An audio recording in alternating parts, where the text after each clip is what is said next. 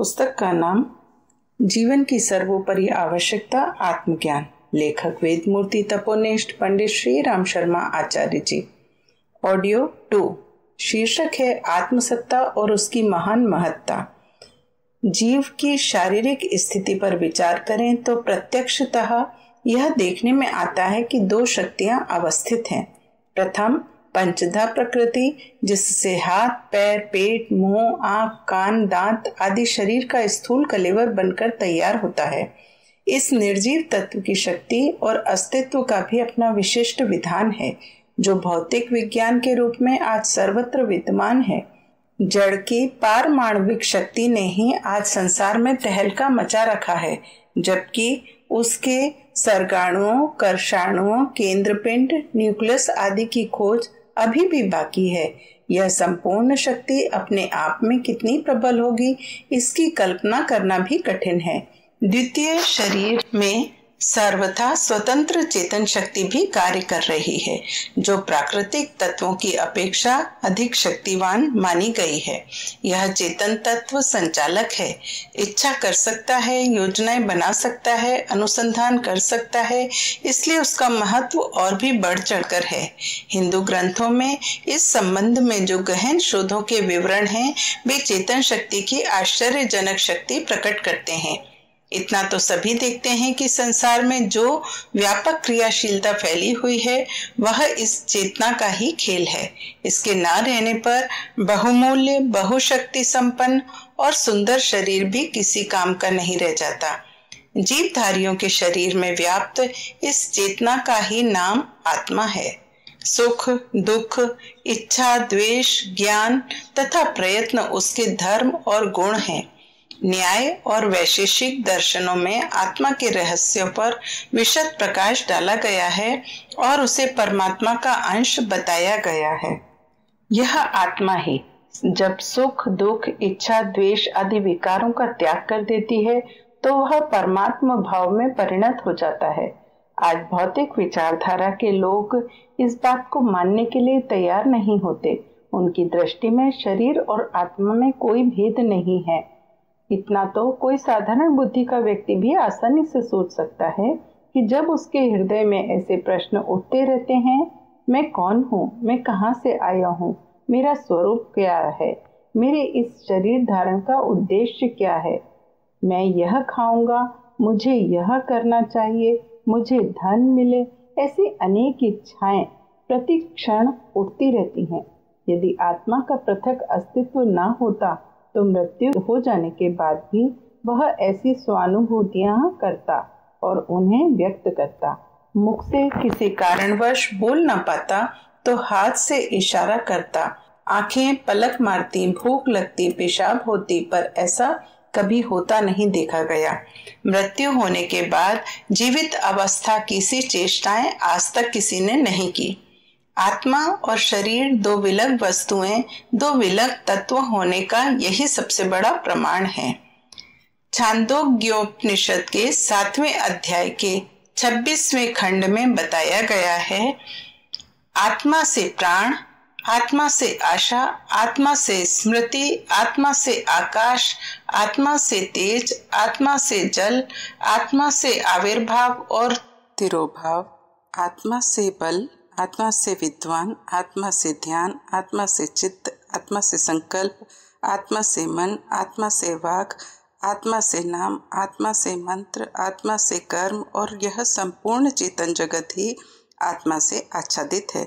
इस आत्म तत्व का ज्ञान प्राप्त कर लेने वाले मनुष्य जीवन मरण के बंधनों से मुक्त हो जाते हैं।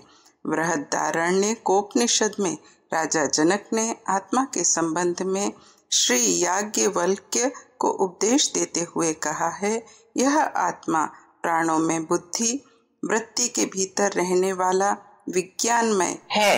वह लोक परलोक दोनों में संचार करता है। स्वप्नावस्था में यह सूक्ष्माति सूक्ष्म आत्मा ही विभिन्न लोकों में विचरण करता है। भौतिक विज्ञान दरअसल आत्मा के अस्तित्व का खंडन नहीं करता, अपितु वह उसे सिद्ध करने में ही सहायक हुआ है। विज्ञान की उच्च सतह पर ना पहुंचने के कारण आज कुछ लोग ऐसी भ्रामक धारणाएं फैलाए हुए हैं यह दूसरी बात है। अन्यथा जिन वैज्ञानिकों ने गहन तत्वान्वेषण किए हैं उनमें से प्रायः सभी ने यह माना है कि पदार्थ जड़ है और आत्मा चेतना युक्त ज्ञानमय द्रव्य है। इन दोनों के गुणों में असमानता है और आत्मा की शक्ति पदार्थ की शक्ति से बहुत बड़ी है। जुलाई 1936 में कलकत्ता से प्रकाशित द मॉडर्न रिव्यू में सर A.S. एटिंडन तथा प्रोफेसर अल्बर्ट आइंस्टीन के आत्मज्ञान संबंधी विचार उद्धृत हुए हैं, जो इस प्रकार हैं। संसार में कोई अज्ञात शक्ति काम कर रही है जिसे हम नहीं जानते कि वह क्या है। फिर भी इतना तो स्पष्ट है ही कि वह अधिक शक्तिशाली है। मैं चेतना को मानता हूँ। इस आत्मा के विषय में मुझे अपने मत से कोई विचलित नहीं कर सकता। मैं विश्वास पूर्वक कह सकता हूँ कि सारी प्रकृति में एक असीम शक्तिशाली चेतन शक्ति काम कर रही है। विश्व विख्यात वैज्ञानिक डॉक्टर गाल का मत है, विश्व में केवल एक ही मुख्य तत्व है जो देखता है, अनुभव करता है, प्रेम करता है, विचार और स्मृति करता है। जैसे मनुष्य 2 दिनों के बीच रात्रि को स्वप्न देखता है, वैसे ही मनुष्य की आत्मा ही मृत्यु तथा पुनर्जन्म के मध्य विभिन्न सांसारिक क्रियाएं करती है। सर ओलिवर लॉज ने इन शब्दों में आत्मा के अस्तित्व पर प्रकाश डाला है। कुछ दिन पूर्व इस बात को लेकर वैज्ञानिकों में काफी लंबी चर्चा चली थी और आत्मा के अस्तित्व संबंधी उनके मत लिए गए थे, जिन्हें सामूहिक रूप से द ग्रेट डिजाइन नामक पुस्तक में प्रकाशित किया गया है। पुस्तक में उपसंहार करते हुए लिखा गया है, यह संसार कोई आकस्मिक घटना नहीं लगता है। इसके पीछे कोई सुनियोजित विधान चल रहा है। एक मस्तिष्क, एक चेतन शक्ति काम कर रही है। अपनी अपनी भाषा में उसका नाम चाहे कुछ रख लिया जाए, पर वह मनुष्य की आत्मा ही है। इसके अतिरिक्त J.N. Thomson, J.V. Raman, Haldane P. Geddes, Arthur H. Crompton, sir James Jones आदि वैज्ञानिकों ने भी आत्मा के अस्तित्व में सहमति प्रकट की है। उसके प्रत्यक्ष ज्ञान के साधनों का पाश्चात्य देशों में भले ही अभाव हो, पर विचार और बुद्धिशील मनुष्यों के लिए यह अनुभव करना कठिन नहीं है कि यह जगत केवल वैज्ञानिक तथ्य तक सीमित नहीं, वरन उन्हें नियंत्रित करने वाली कोई चेतना भी अवश्य काम कर रही है और उसे जानना मनुष्य के लिए बहुत आवश्यक है। शास्त्रीय कथानकों के माध्यम से आत्मा के अस्तित्व, गुणों और क्रियाओं के संबंध में बड़ी ही ज्ञानपूर्ण चर्चाएं की गई हैं।